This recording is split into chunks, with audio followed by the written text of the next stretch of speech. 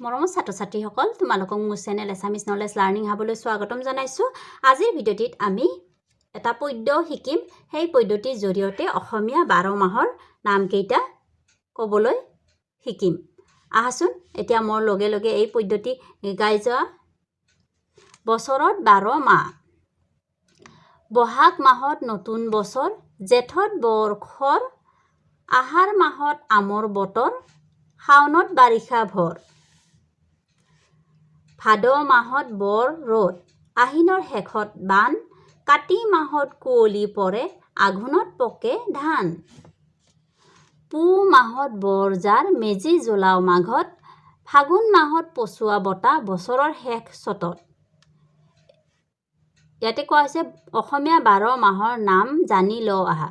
বহাগ, জেঠ, আহাৰ, শাওন, ভাদ, আহিন, কাতি, আঘোণ, পুহ, মাঘ, ফাগুন, চ'ত। এইকেইটা হৈছে বছৰৰ 12টা মাহ।